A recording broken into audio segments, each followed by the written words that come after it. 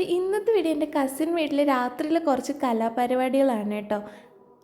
ഞങ്ങളിവിടെ ഇലയപ്പം ഉണ്ടാക്കുകയാണ്. അപ്പോൾ ഇലയപ്പം, ഇലയിട അങ്ങനെയൊക്കെ പല പേര് പറയും.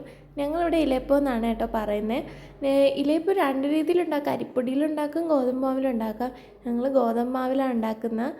ഗോതമ്പ് മാവിൽ ചൂടുവെള്ളം ഒഴിച്ച് കുഴച്ചെടുത്ത് പിന്നെ ഇലയിൽ വെച്ച് പരത്തി തേങ്ങയും ശർക്കരയും ഇട്ട് പിന്നെ അതിന് മടക്കി ആവിയിൽ വേവിച്ചെടുക്കും. അങ്ങനെ ഇലയപ്പം ഇവിടെ റെഡി ആയിട്ടുണ്ട് കേട്ടോ.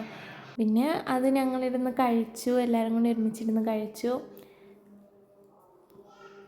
അതൊക്കെ കഴിഞ്ഞ് കസിൻ്റെ മോനിരുന്ന് പഠിക്കുകയാണ് കേട്ടോ.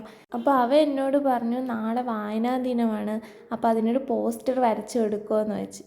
അങ്ങനെ ഞാൻ വിചാരിച്ച് വരച്ചു കൊടുക്കാമെന്ന് കേട്ടോ. പിന്നെ ഞാൻ ഗൂഗിളിൽ നിന്നൊക്കെ ഫോട്ടോ എടുത്ത് വരച്ചെടുക്കുക. ഇപ്പോൾ കുറേ നാളായി വരച്ചിട്ടൊക്കെ, അപ്പം കുറച്ച് ഇൻട്രസ്റ്റ് ഒക്കെ ഉണ്ടായിരുന്നു വരയ്ക്കാനൊക്കെ. അങ്ങനെ പിന്നെ ഞാൻ ഗൂഗിളിൽ നിന്ന് ഫോട്ടോ എടുത്ത് നോക്കിയിട്ടാണ് കേട്ടോ വരച്ചത്.